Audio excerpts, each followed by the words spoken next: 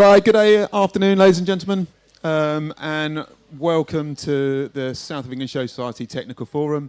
For those of you who don't know me, I'm Mark Campbell. I work for HDB, and I'd like to warmly welcome you to this panel discussion, Smarter Decisions, Stronger Margins, which is coming to you live from this fantastic Living Land Theatre from the South of England Show.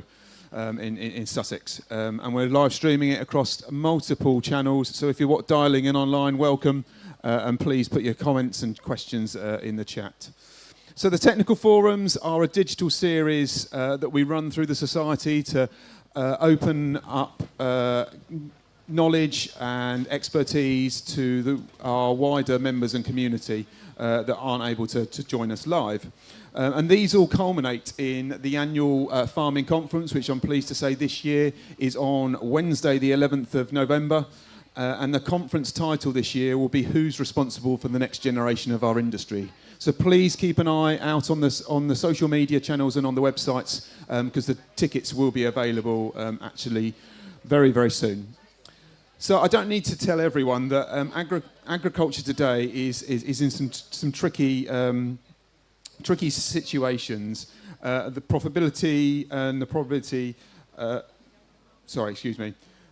In today's agriculture climate, profitability is increasingly shaped by the quality of decisions, both inside and outside of the farm gate, with rising costs, with tighter margins, with labour pressures, and continual industry change.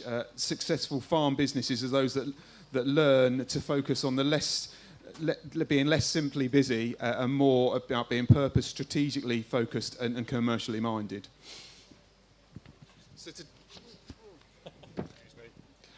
So today we're going to look into how we develop a modern farming business and build on the theme of the last technical forum, which was finer margins, bigger impacts, where we looked hugely about efficiency. So the discussion will move beyond that operational efficiency, and we'll start to examine mindset, leadership and decision-making needed to create a resilient, profitable business for the future. And I'm really delighted today to be joined by an absolutely esteemed panel of guests that have travelled from all over the country to join us. We have Natalie Guy Barney, Head of Farming from Stratton Parkers. We have our President and local farmer, Charlie Burgoyne, and we have Olly Harrison, our mixed farmer, all the way down from Liverpool. So thank you for being with us today. None of these sessions would happen without the fantastic sponsorship that we have for the Society, and I need to say thank you very much to Savills, our leading voice in food and farming across the country, for sponsoring today's session. Without their support, we wouldn't be able to deliver it. So we want to tackle some big questions, we want to share some real-world insights, and we want to welcome your input. So whether you're online or whether you're in the room, please give us some questions and challenge our panellists, which would be great.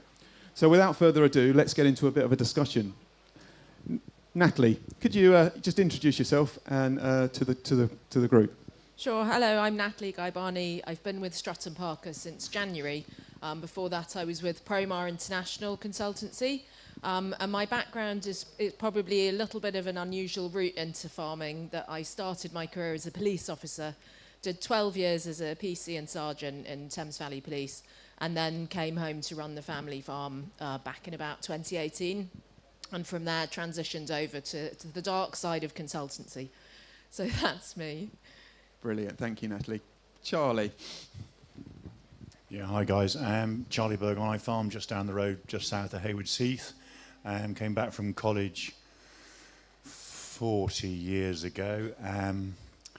Father handed me a 350 cow dairy unit, and I suppose I did that for a while, and about the age of 30 got a job next door with another 500 then cows, built them a new dairy unit, and have since stopped cows at home. We have 100 business units, and I do bits and pieces with Sainsbury's where our milk goes and such like. Thank you, Charlie. And finally, Olly. Yeah, so it's not mixed farm, actually. No, I don't really like animals. We we had cows when I left school, but the buildings they lived in were brick buildings, and they made more sense to be office space that would rent out better. So we did away with beef cattle then, and there's just a few sheep, but luckily I don't own them. So we farm about 1,500 acres on the edge of Liverpool and combine about 1,000 for a neighbour. So it keeps us busy in the summer. Fantastically diversified business. Yeah, there's a lot of diversification on it, from commercial grain stores, dog walking fields, offices. We recycle 4,000 tonne a year of tree waste into biomass. We've got a bit of solar on the roofs. The whole YouTube social media thing is also a bit of diversification as well now. Excellent. So let's kick off with a question to the panel, to all of you. And let's start thinking about the bigger picture. So what does running a farming business actually mean in practical terms, and why is that becoming so increasingly important? Ollie, do you want to go for it as you've got the mic? So, well, I think the business is the most important bit. You know, I did something years ago with the HDB. It's like farming for machinery or machinery for farming. You know, I like my machinery, and that's my passion in farming. But in order to stay farming, we have to diversify. So diversification also is an interesting word, because it's basically throwing good money after bad at the moment. So you can make money over here by letting someone walk the dog around your field, when for 20 years before that we were telling people, get your dog off my field. But that money then subsidises the farm, which helps with keeping the machinery modern, which helps to keep it in warranty, that then reduces the costs. But the last sort of 4 or 5 years, we've had some terrible weather patterns, and with being all cereals, it doesn't really add up on paper farming at the moment. We had all the changes from the subsidies changing around, and you know, the SFI has been very good to us because we've changed slightly what we do. We're still combining every acre, but we're doing some catch crops in the middle, which we're getting paid for. But you've really got to look at everything through a business head, not through what you'd call a historic farmer's head of what's best, what's going to give us the best yield. It's return per acre at the moment, or return per holding. And if it pays better to have a dog walk around that field, then that pays better than wheat. So that's the way you've got to go just at the moment. Brilliant. Natalie? Yeah, I think that farming is a very unique industry, and I think it's particularly unique because a farming business is so often intrinsic to a family, and it's part of the home. And that can lead to several things. It can mean that family members are dependent entirely on the farm for their existence, and they may feel trapped. They may feel that they have to work in the business whether they're inclined to or not. But I think it can also lead to other problems whereby the family finances and the family's needs bleed together with the business's needs. And you can end up maybe not having a commercial attitude towards the business. So instead of looking at whether you're making a profit and paying everyone who's working on the farm a salary, so often the salary is just taken out of the profit. And if there's no profit one year, then there's no salary, and then there's hardship for the family. So I think that sort of taking a step back and looking at it as a business, allowing for a salary, even if it's not actually paid, but allowing for the fact there needs to be room for those measures, and also sort of professionalising as a business in terms of safety, in terms of mental health, and all of those things that when it's bled together with your family, those things can be forgotten. So I think that running a farm business is it is very, very tricky. And I think the other thing that's hard is that most family businesses, if I woke up tomorrow and decided to run a jewellery business out of my garage, I'm probably not going to open Facebook and find there's a campaign for the local village saying I should do something more worthwhile with my garage and let the public come in. Whereas when you run a farm, you have the feeling that your business is everyone's business. And when I ran the farm at home, I didn't particularly appreciate people telling me how to run my business and what to do there. But farmers do control the only land we have. And if you live in a flat in the city, you have no control over how your food is produced. You can't control the environment. And so farmers also have to bear in mind, we're almost a little bit like public sector workers as well, that we have to have accountability and efficiency in how we're running those businesses. So there's so many competing pressures, and that, I think, is what makes it unique and challenging and pretty rewarding, but uniquely challenging. Being able to look through that those different lenses for different situations, which I think, very, very difficult. Yeah. Charlie, have you got anything to add? Yeah, I'm very fortunate because we've actually stopped milking cows 20 years ago at home, or my father insisted we was decided, and developed the office side of things from there.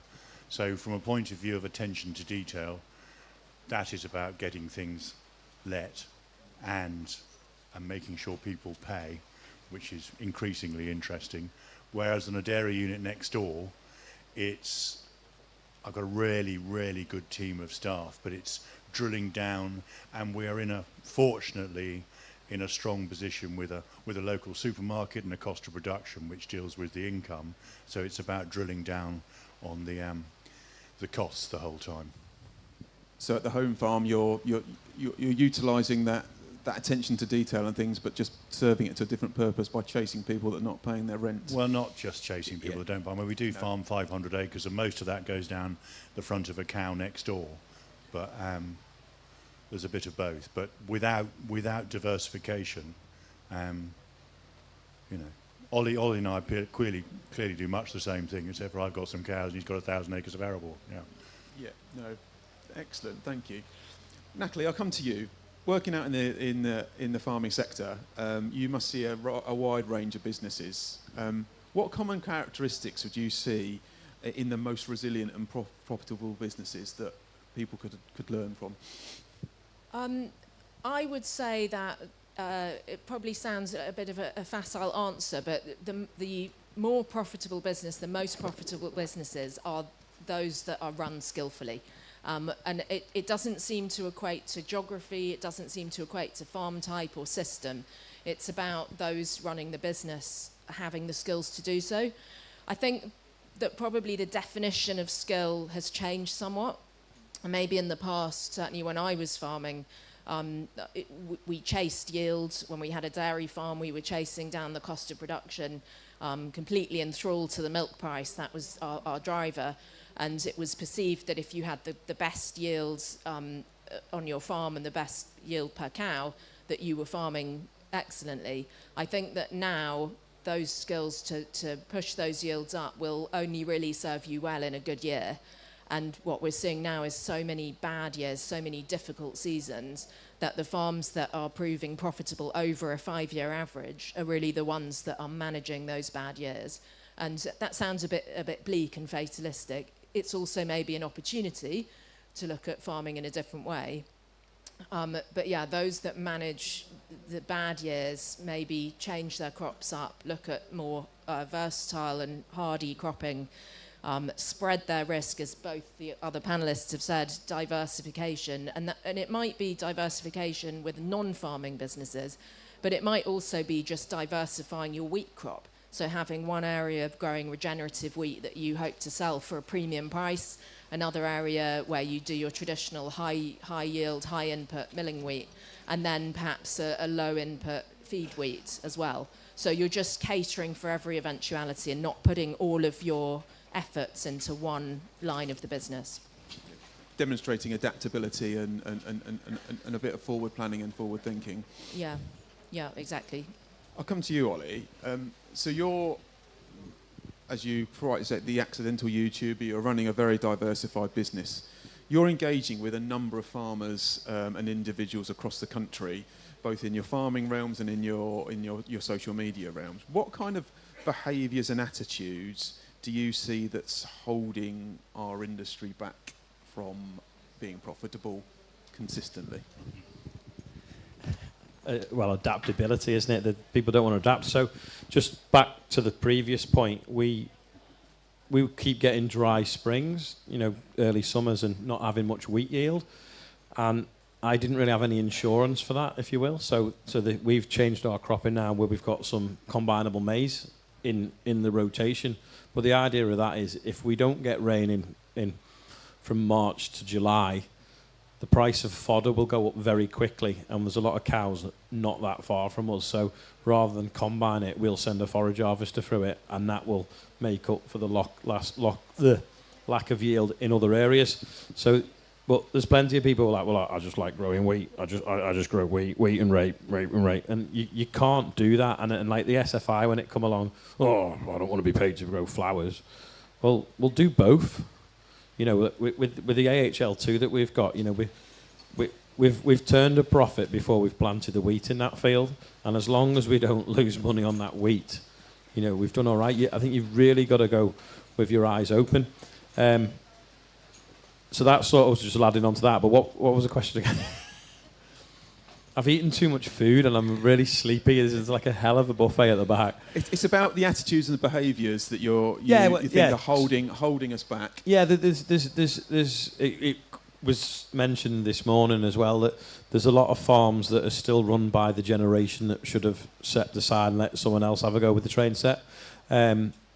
It's a bit different now to how it used to be. It's a lot more riskier. They have got to be run as businesses. And, you know, I can nearly be guilty myself. If you looked at my accounts for the last few years, you'd be like, why have you actually bothered growing corn?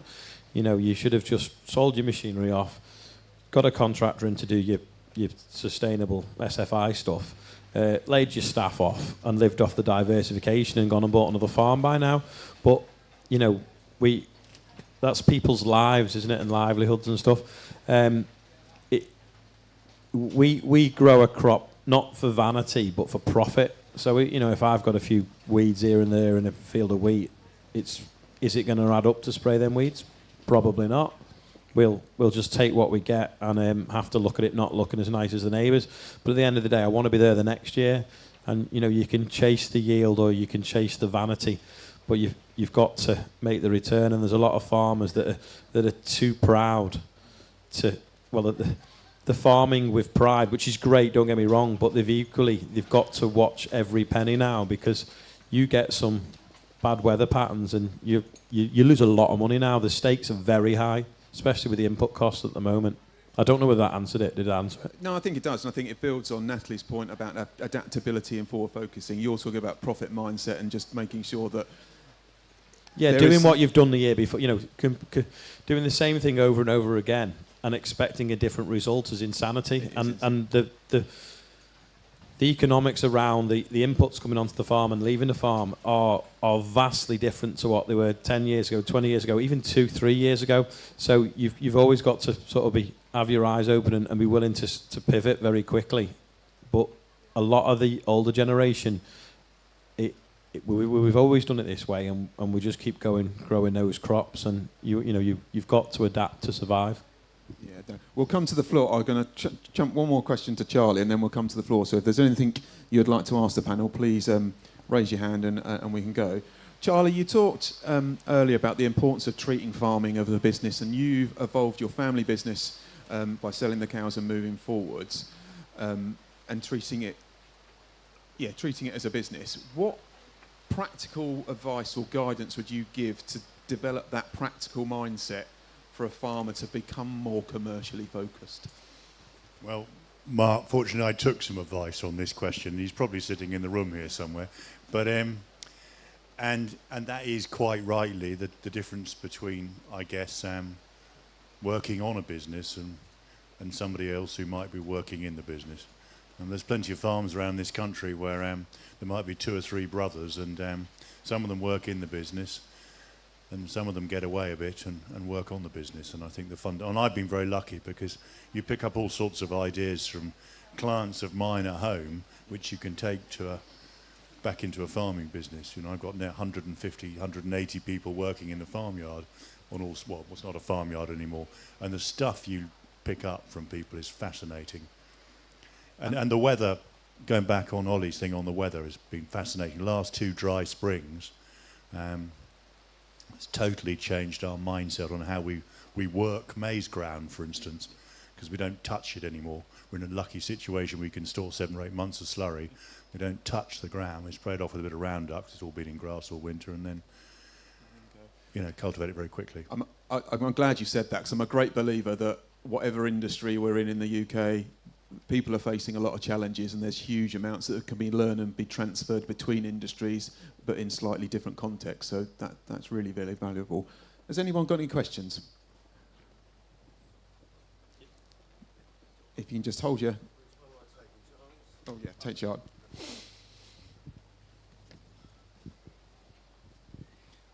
Hello. So myself and my brother are a first-generation farming partnership.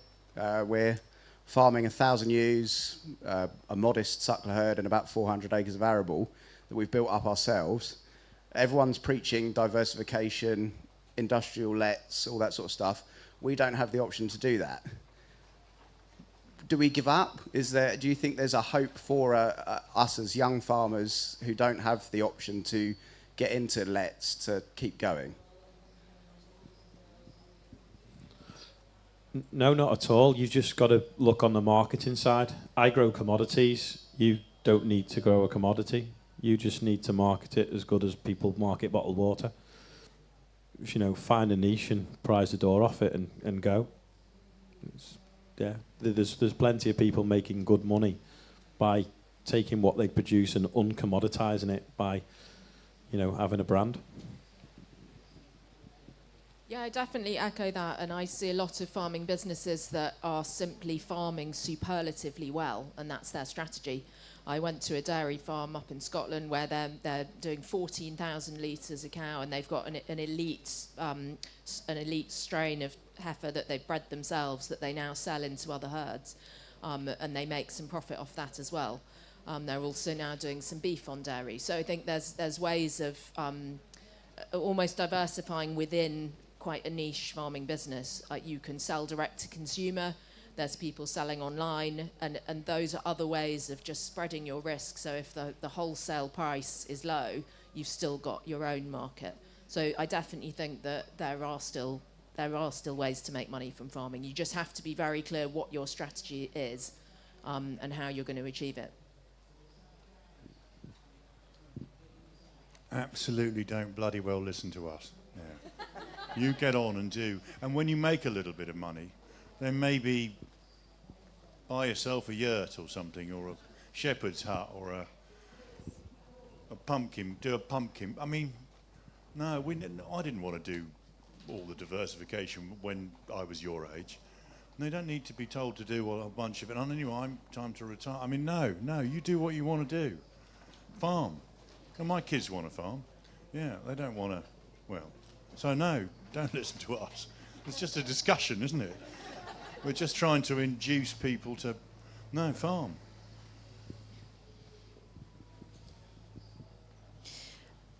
I was really interested in Natalie's comment about the competing pressures when you are effectively stewards of the land, about people telling you, maybe not so much that they know better what you should use, how you should sort of use the land, but certainly views about how it is being used. And we saw a lot of, during the inheritance tax debates, I should probably say that I don't work in farming. I spend a lot of time in Westminster, but I'm really passionate about kind of improving the relationship and understanding of kind of the agricultural sector with our elected representatives and the public. And there was a lot of noise around, there was a lot of sort of heated discussions between people within, whether it's in the farming sector and everybody else who maybe lives in an urban sort of centre in London, who just said, it was just, the vibe was you guys just don't get it to each other. And I'm just curious about taking Natalie's point sort of to its logical conclusion, what the best way of farmers trying to explain themselves to the wider public is. Is it finger wagging, or is it trying to appeal to people that might not be the natural stakeholder community? Because I think sometimes there is an inclination to just stick with the vibes of the constituencies that you know. So I'm just curious about how people see the best way to respond to the pressures that Natalie's talking about. I'll comment on that. So I think that the consumer, and I'm sort of echoing some conversations I've been having recently, the consumer has lost touch with their food and where it comes from. And so I think that what we are seeing is perhaps a bit of a split in farming towards the increasing corporatization of farming, which is in a way inevitable. We've got these huge producers or huge processors who are taking perhaps 30% of the pig market or 20% of the poultry market. And that's probably necessary, so I'm not criticising it. It's one way of dealing with getting food to consumers in an affordable way.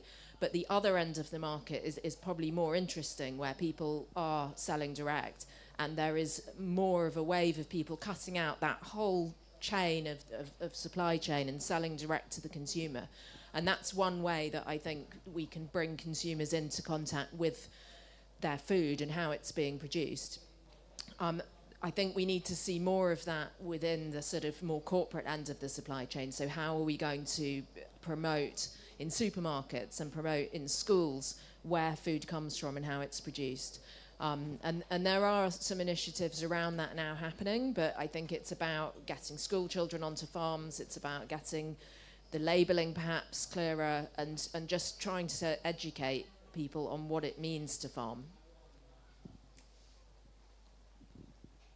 Yeah, so getting as close to the consumer as possible is what you need to do. But around the millennium, the Farmers Weekly had a not a competition, but a bit of a straw poll of what was the best invention for agriculture in the last 100 years. And it was the mobile phone. It wasn't a combine harvester or anything like that. It was a mobile phone. And when I think now, 25 years later, 26 years later, in the whole politics space that we were in 12 months ago, it was the mobile phone that swung that round. Whether it was the social content we could put out, but more importantly, it was the videos and the pictures. We're really lucky that farming is photogenic. And if you need to tell a story or show a picture, we can do that. You know, you can't really do that if you make cars, you know, or you sell financial services. But we've got such a vast sort of landscape, or animals, machinery, sunsets, soil, all this kind of stuff, and you've always got one of them in your pocket. If you can take them pictures and tell them stories, the whole IHT thing, it was all about the numbers to the government, but to us it wasn't, and we needed to educate the public that it wasn't about the numbers, that we produce food and how we do that, and that's what we did. We didn't really talk about the numbers. We just talked about farming, what we did, and you know the struggles and the challenges through the weather or whatever, so that people understood, and then the numbers came second. So the whole big protest we did, the whole banner at the back was, we just want to feed you. We didn't say £1 million is not enough, because you know that made us look greedy, and everyone would love £1 million, wouldn't they? I mean, it'd clear my overdraft maybe. But that was the thing, and the mobile phone is so important to do that.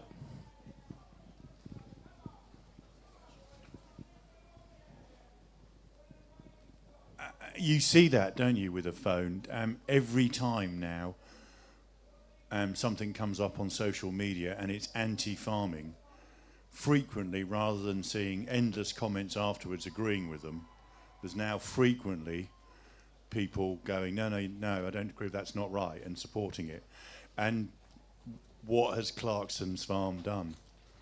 In one fell swoop in 2 years, it's probably done more for British agriculture than anything in the last 25 years, making the public understand about farming a bit more. It's just good. It's good TV, isn't it? Love him or hate him, but it's good TV. Yeah. I think there's some important points there about when we're thinking about the title today, Smarter Decisions, Stronger Margins. It is that connection piece, and it's not a push, it's a pull. And yeah, Clarkson, in terms of content, he has connected with people that we generally wouldn't have connected with. Yeah, people buy off people, and we can be that people. Like Sainsbury's was a person one day. It isn't now, but we can bring that back through that. And I was lucky enough to talk at a conference in Brisbane last September, and the people in that room were like, oh, we wish we had a Jeremy in our country, because like they watch the programme, they want an advocate in their country. And what he's done is done what we can do on our phones, but edited it perfectly. And Andy Willman is just an amazing editor, I suppose. Season 2, check it out. You talked earlier about the difference between environment and farming and its perception. Do you think that the environment is an aspiration now and food is a commodity, and how do you change that mindset? He was looking at you. He was looking at me, and I'm an environment as an aspiration. Tell me what you mean. we're told through policy, we're told through NGOs, we're told through media, we're told through everything that we're going to net zero, which is fine. We're told that that's an aspiration.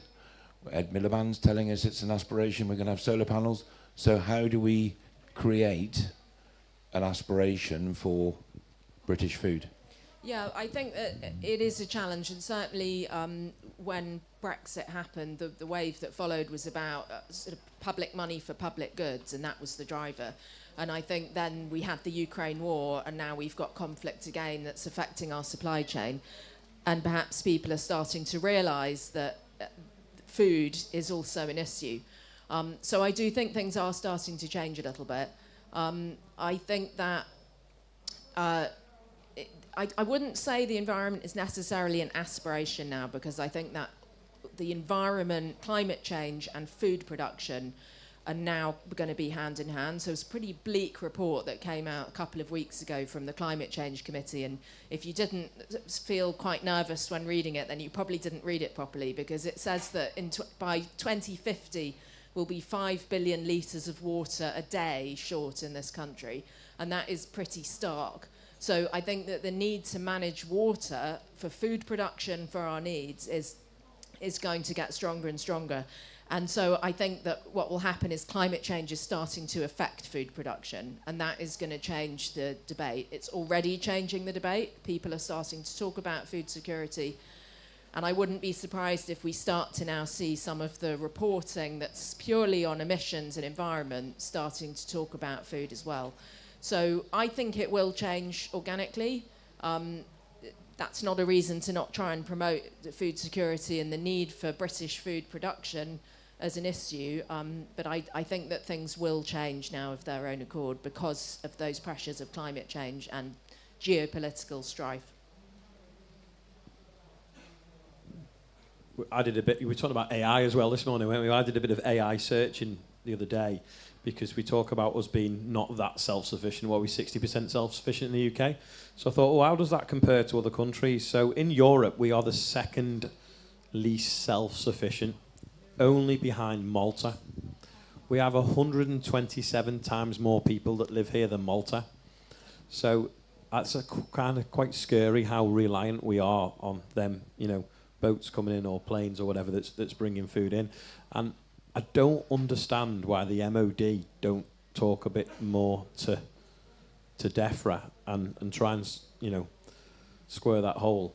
But the other thing I talked at a conference in New Zealand, only via Zoom, but they have what they call natural capital, which is the fact it's sunny most days and rains, and they've got topsoil. Well, we are very similar to them. We often share the world record for wheat yields. And they push their brand New Zealand, to countries that are scarce of water or scarce of topsoil or scarce of daylight. And we've got natural capital. We don't have to irrigate. We can produce whatever and sell it knowing that it's it's got good credentials. And we should do that too. And brand Britain should demand a premium, because it does in most other sort of not consumer bought things, whether it be cars or whatever. If it's got a British flag on it or a London phone box, it generally exports very well. It does export very well, and we are deemed as a brand around. Well, we won't get into that debate now. And I'll come to you one question shortly, but Charlie, we'll just come back to you and just thinking about opportunities within the sector. You talked earlier about how can we improve profitability on farms by better decision making rather than just being really busy? How would you answer that one in terms of how could we make better decisions to become more profitable? Well, the dairy operation that I look after just south of Hayward Heath, and we had the opportunity, quite a few years ago, to get into to join that cost of production tracker system with Sainsbury's, and without any doubt it's made it an awful lot easier to sleep at night with the situation that we find ourselves, for instance, in now. A penny a litre drop is £65,000 a year. We're 10p 11p, we would be below where we were. The maths are simple, they're £750,000. The operation is run offshore, that's the estate I work for. I don't have an overdraft facility. We'd be finished. My overdraft would be the people who do the work, the contractors, the vets, and without that, we'd be done. So it was, and from that point of view, the income is covered, in a cost-plus system, and then I spend endless time. We're part of a buying group called Framlingham Farmers. I must spend £1 million, £1.25 million with them a year. You would hope that they are buying as competitively as anybody else, and very, very efficient at delivering on time, etc., etc. Yeah.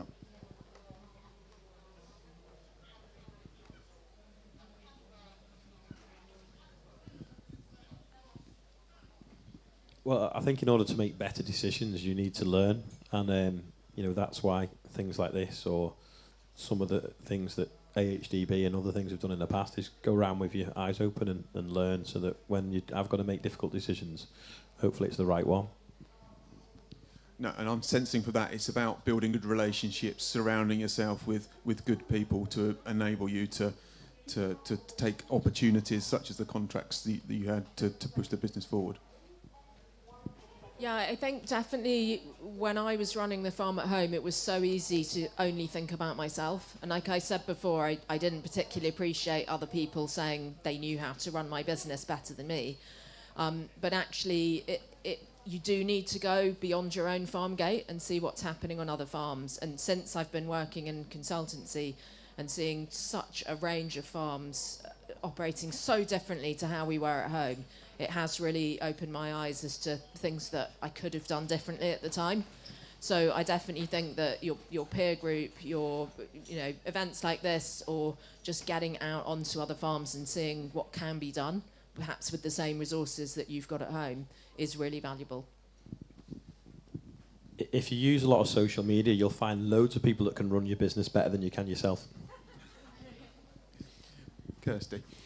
I think they've almost already answered my question, but it was, I think Charlie and Olly, you both spoke about how you've had to make more agile decision making with you growing forage for forage maize, and Charlie also changing how he approaches maize growing with climate change. Do you think that attitude of smarter, quicker decisions is going to have to happen in other areas of agriculture, and what resources or where can people go to find more information? Where did you guys get your inspiration for thinking outside the box? Are there specific websites, people to follow? Obviously Olly, but yeah, where would you be directing people to find out more about making quicker decisions? Well, technically, it's Mark's job at AHDB. You're like the knowledge exchange manager. So I'm lucky. I meet lots of farmers with the whole social media stuff. Lots of farmers talk to me. I get to go to lots of shows, and I meet lots of people and learn. But a lot of people don't have that opportunity, and that's why the AHDB used to be really good, because it used to do different, seminars and workshops and educational pieces, really. It's lost its way a little bit at the moment, but Mark's promised me that it's going to be getting better. I remember years ago, I can talk about this now, but they have a cereals export committee, and someone that's now left the HB is like, oh, you should do that, you should go on that cereals export committee. So I turned up for this interview, and I said, oh, well, what we need to do is we need to process it, add the value, create the jobs in the processing, and put a Union Jack on Weetabix and go and export it. And they were like, oh, no. We can't go abroad promoting Weetabix. We can only promote the grains because Weetabix don't pay the levy. But without Weetabix buying the wheat, we haven't got a market, never mind an international market. And that's the problem. So there's a lot of stuff that needs to change for the better, not just on farm level, but from farm advisors and, what's the word, quangos or whatever. What's your technical term? A non-departmental government department body, yeah. Yeah, thank you, Ollie. And we do try our best to adapt to the industry and provide service to unlock your potential within the industry, but we take that as valid comments. I'll stick with you, Ollie. You've been really open in terms of about innovation and trying things new, which I'm sure you've had more things go wrong than have succeeded. But how important is willingness to adapt when you're trying to change and when margins are really, really tight? It's very important, but equally you don't want to lose money when you do adapt. You've got to make sure that you've got bases covered if you're going to do something radical or spend money in a different area. I always like to push the boundaries, so I've grown 2 crops in the same year of barley just to see if I could, which was great because when the SFI come along, I knew I could hit one target and do another at the same time. I've tried drilling barley into wheat, thinking I'll combine the wheat, then I'll combine the spring barley afterwards. I learned very quickly that the spring barley will catch up with the wheat, and when you harvest it, you end up with both in the tank. I don't know. I think you've always got to try new things and look for new markets. And yeah, I don't know. Just be a bit bonkers sometimes, or at least dyslexic. Neurodiverse.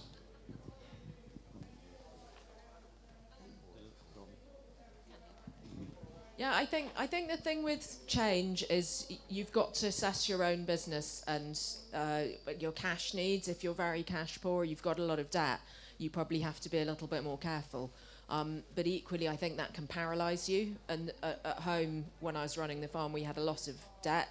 And it really dissuaded me from trying different farming methods because we were so marginal. And actually, now I look back and think we were so marginal on our arable business that, of course, we should have taken some risk because the risk is, if you're not making very much money, the risk is actually less. But it really was overwhelming, the thought that we could have a season where we have to write off a crop. It just would have been disastrous. And so I think you have to make change in line with your own kind of ability to take risk. And that's maybe where sometimes bringing in other people into the business, the younger generation or simply outside help can sometimes help you with sort of holding your hand through some of those changes because it is quite overwhelming. Yeah, so we started fiddling around with diversification in 1989, 2 years out when I came back from college. And it's fascinating when it gets going on one site how the ideas are brought to you. People turn up and go, well, why don't we try that? And you go, well, I hadn't thought of that. And it was simple and easy then. We didn't really bother with planning and things like that. It just happened. And people came along and took units, they took offices, they wanted a model airplane, flying strip, and or this or that or something else. It's just, so it was easy. Well, I thought it was easy. I mean, how much of it's luck, guys? Your right place, right time. Yeah, and perhaps sort of where you are in the country as well. And we were pretty similar. And although I said that we were very risk averse on the farming side, in terms of diversification, people were coming to us. And that's the thing, when you hold land, everyone wants a bit of your land. And so in a way, you can just say yes to everything and see what works. And we did an awful lot of that. We had a whole revenue stream just from renting out paddocks for horses. And for the most part, people were fencing them themselves. So there was literally no investment. You do have to accept that 1 in 3, the paddock's out of use for a couple of years because it gets completely hammered. But those are all things. So I think just having an open mind to change and saying yes to opportunities is probably at least half of it. Yeah, just on the farming side about taking risk and changing things. I remember years ago buying a direct drill, and it seemed bonkers to spend such a lot of money to save money. It's a strange mindset, spending it to save it, but it worked, and it's allowed us to grow and cover the land faster as well. Yeah, some interesting points there, and some of the points you made about adapting to change and willingness. It doesn't mean building a shed or turning the whole farm into something else. It means like letting a paddock out or mowing a little bit of grass for a model aeroplane strip, which if it does all go wrong, you can continue farming it to enable you to do what you need to do. For 15 years, we had 20 offices wrapped round a 350 cow dairy unit. I mean, some people would come in the morning and you'd see them having had a good night before, and they would get out of the car and throw up on the floor from the smell of cows and everything else. But it was amazing how people will put up with that, and if it's in the right place, right time, and everything else. Anyway, Have we got any more questions from the floor? Some online here. Should the government enforce it that supermarkets must purchase from UK farms initially before looking abroad? It's the supermarkets that control UK agriculture. Well, I'm a great believer in a free market. So personally, I don't think that it should be dictated. I think that the government's job is to put in place a framework where British farmers can thrive, and then let the market drive that. And part of that is promoting our brand, as Olly said earlier. It's having a strong brand. It's enabling farmers to farm and produce profitably. I don't think price setting is the answer, and I think all that will happen is that you end up with becoming actually too reliant maybe on British food, and that can be a problem as well, because if we have a devastating season, which we're more likely to have in the next 20 years, then we've got no supply chains in place. And so I think that's just as dangerous as being under self-sufficient as we are at the moment, is being overly self-sufficient. That is just completely unworkable, isn't it?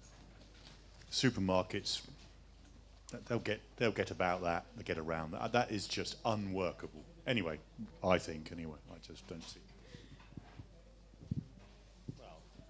I mean, they were all in the news the other day about them saying that there's got to be a maximum food value for different commodities, but supermarkets don't make money selling agricultural products. Supermarkets make money selling your confectionery and chocolate and toilet rolls and toothpaste and stuff. They're very much a loss leader to get you in the shop, to get your basics and do everything else. But again, is it our problem? It's our fault, really, for, milk's one of the best drinks you can have, but it's probably a tenth the price of Red Bull because we didn't market it.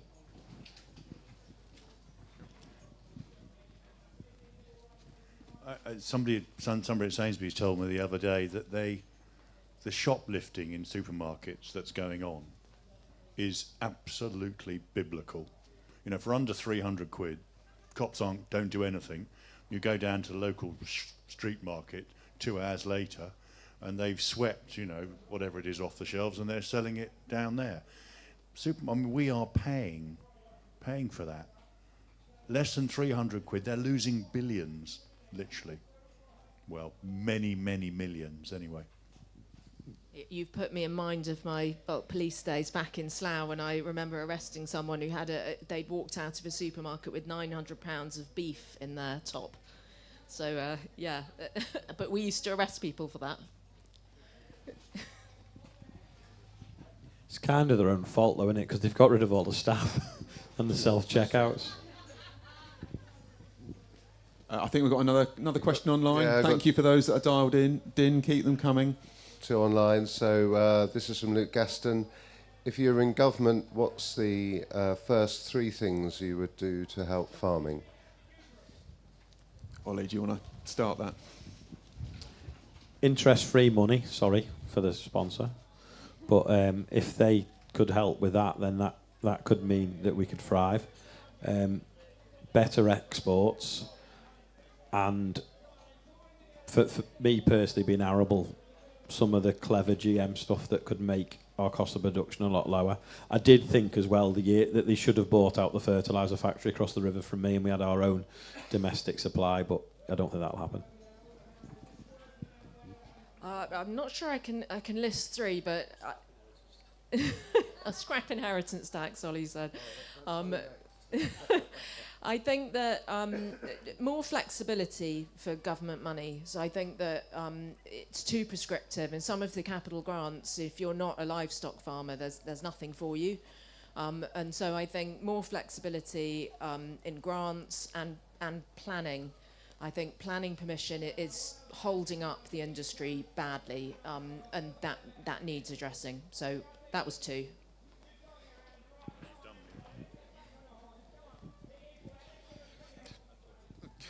Also, I think we could solve the housing crisis and farm profitability a little bit by saying, sort of, for every 50 acres you control, you can build one house.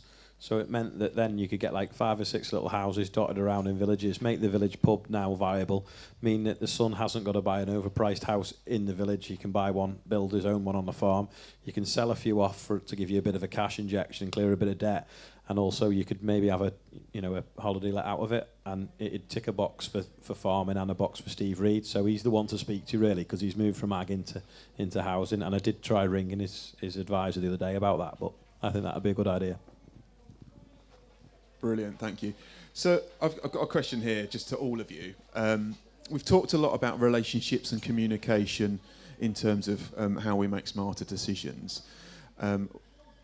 How do we create within family businesses where everyone involved, whether that be family members, staff, advisors, all get behind a common goal and prioritise to move forward in this ever-changing world?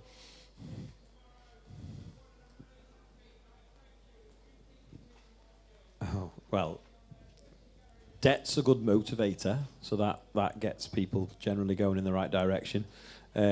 My children are young enough to not work on the farm yet, but I've been lucky enough to buy 2 farms that I rented. So if I work paying them off, then they'll have the opportunity to do what they want without having to work with siblings. That's the solution I can see. Is that what you mean? Yes, how do we get everyone to move forward and work behind a common goal within the business? Well, I suppose part of the problem is figuring out who is everyone, because so often within a family business there's members of the family who are deeply affected by what happens within the business, but they don't have a financial stake in the business. And I think they can be forgotten when it comes to decision making, but actually the family dynamic, it then holds back the business. So I am a great believer in communication. There is no replacement for communication, but it is very difficult for a parent to change their mindset that the first 20 years of their child's life, they are guiding them, looking after them and responsible for them and don't want to show any weakness. And then at some point between 20 and 40, I guess that might change a little bit. And so somehow to prompt those conversations, to make it normal to have those conversations, you can bring an advisor. Some of what we do, sometimes I feel as advisors, is we are just mediators.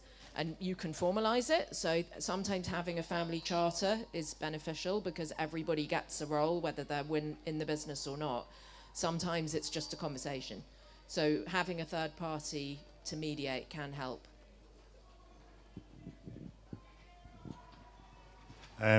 So I've got a 28-year-old son and a 26-year-old daughter, and I am called to the meetings. Okay. And they, for the last couple of years, they've sort of been working at home, half on farming, half on dog pens, milk machines, pumpkin patches coming along, and all sorts of other things. So that seems to work really quite well. As far as my siblings are concerned, my brothers and sisters, I have a very interesting relationship with some of my family, and that's all about to come to fruition because I lost my father just over a week ago, and he was an aged gentleman. On the estate next door, which I manage for somebody, on a day-to-day basis, communication is done or backed up by a mobile phone WhatsApp. Everything is reported by WhatsApp. There's a daily report of everything that's happened. If it dies, the ear tag picture is taken of the ear tag, because as sure as eggs is eggs, they'll get the bloody numbers muddled up otherwise, and I'll kill the wrong cow. So do you know what? And everything is done like that, and it's almost bulletproof. It's fantastic, the whole thing. It's phenomenally successful doing it that way. Everyone's in. We've got one Polish lad, 5 Romanians. They just press a button, and it gets translated. Everybody knows what's going on. Everybody knows the rotors and all that. I know that we're getting slightly off the subject, but it works well.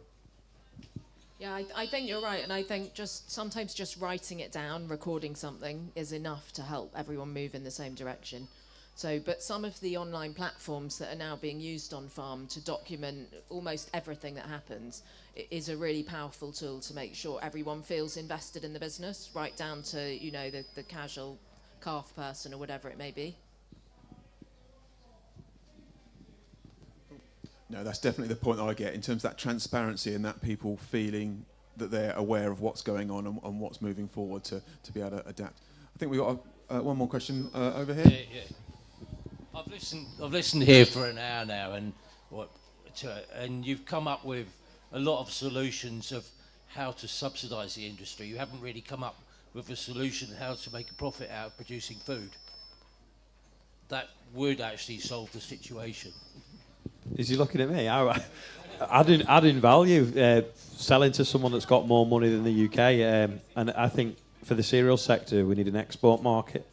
I think that's the only solution at the moment. But I am keeping my fingers crossed. Like the egg job's done all right in the past. The chickens have, the beef have, the poultry has, even pigs have. The dairy job, 9 out of 10 years, isn't too bad. I'm just waiting for the cereals to swing round that way. Hang on. I read an article in the British Farm the other day that the Welsh government or the Welsh schools are actually feeding the kids 99% Taiwanese and Chinese chicken. And how are we going to get around that? So what you need to do is you need to get close to people in Westminster and try and educate them. The problem is it's cheaper. That's the problem. So no government wants to see food inflation because we can't afford it, they can't afford it. But there's a lot of other countries that are a lot richer than us or due to exchange rates can afford to pay more. So we are essentially a niche farm shop in the world of agriculture, but we're not charging Daylesford prices. So that we need to find customers and market better to people that have got more money. You know, I've been storing grain for a company, and they've been exporting it.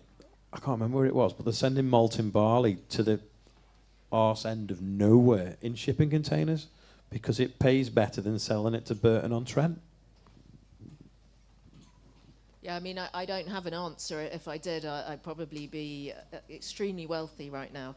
I think it is a real challenge, and as Olly said, we're selling a premium product. It's premium in terms of the working conditions over here. It's premium in terms of animal welfare, natural capital. It is a premium product, and so we are competing against a cheaper product. And some would argue, well, we shouldn't let those cheaper products with lower standards come in and be sold, but all you will do if you enforce that is that you will make the poorest in society find it even harder to access food. So I don't have an answer, but I think that promoting the brand for what it is a premium brand, is the starting point. Years ago, we used to do composting on the farm, and the compost, you know, the council would pay you to get rid of the stuff, and then we'd compost it through a waste site. And they wanted us to give the compost away. Well, the bag that the compost went in was worth more than the compost. So it seemed like hard work. Hold on a second, we've got to buy bags to put it in. That's going to lose us money. So I said, well, why don't we sell the advertising space on the bag? So we did. So we gave this compost away, and it cost us nothing because people had advertised on the bag. Now, is food that cheap that your bag of spuds is actually, you're not buying the bag of spuds, it's free, you just give it away. But, you know, Amazon Prime have printed a label on the bag and it's a billboard. You know, we need to get a bit clever maybe if food is going to be so cheap. And I suppose in other countries, across Europe in particular, you know, they're still heavily subsidising farming, and that's how they solve that problem. So, you know, if the government want to pay for it, then that would solve the problem. But do we have the money? The money isn't there. I mean, we're undoubtedly at the bottom of a corn and cow trend at the moment, aren't we, with prices? So after the war, Second World War, not the Falkland, whatever, the average person in this country spent 40% of their income on food, or some ridiculous figure like that. Today, I think I'm correct in saying they spend more money eating out during a week than they do at the supermarket. And yet this government is terrified of food prices going up. And yet all the people they're terrified for have got a mobile, I'm going to start, or they've got everything. And food is just, and they're all eating appalling food as well, aren't they? So, but yeah, that's where we are. So I find it absolutely fascinating. No, I can agree with that. I took my family out for a meal this week, which to a very nice local pub, and they're definitely it was full on a Wednesday night with people spending a lot of money on prepared food.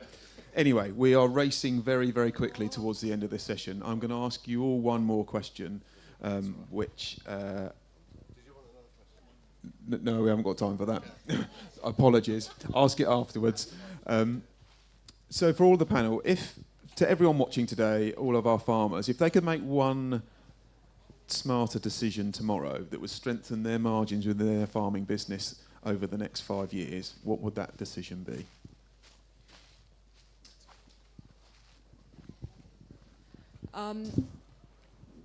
Maybe not a decision specifically for me, but I guess if I had to try to give one piece of advice that would apply to everybody, I would say don't wait.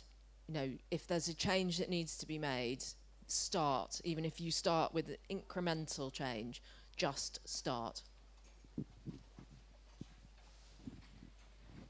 I'd do something that makes you happier. I don't know what that might be, but when we were leaving Europe, the NFU did a lot of work and looking at other countries and how the subsidies worked and all this kind of stuff. And they went to America and they went here, there and everywhere, and they were trying to find out who had the most subsidies.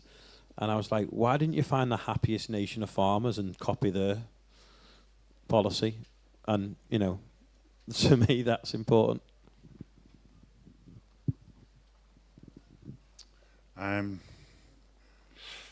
Don't push it uphill. I just think being a dairy farmer, you know, it just applies to don't push poo uphill, because it's easier and it applies to everything in life. Simplify it if you possibly can, yeah. But don't push it downhill or into the river. Brilliant. We have covered some huge amount of ground this afternoon, and there's some really good pieces of advice there about keeping it simple, about having a go and making that baby step. And we're not talking about borrowing £1 million from the bank. It's try something very, very small to make an incremental decision. And happiness, that is so important. If you're happy doing something, you're going to stick at it and do it. We've covered adaptability. We've talked about relationship building. We've talked about surrounding yourself with good people, nicking good ideas, whether that be financial benchmarking or whether just pinching ideas from neighbours of what they're doing and giving it a go. But thank you very much to my panel, to Natalie, to Olly and to Charlie for their time today. And if we could show our appreciations. Again, we have a whole range of sessions in the Living Land Theatre over the rest of the afternoon and also into tomorrow. And like I said, we cannot thank our sponsors, particularly Savills today, for sponsoring this session, the leading voice of agriculture in the UK. But please, could I thank all of our sponsors for enabling us to put on this session, and I wish everyone the best for the rest of the afternoon. Dodge the showers. Thank you to all of those of you online and dialing in, and we'll see you again hopefully soon at the conference on the 11th of November. Thank you.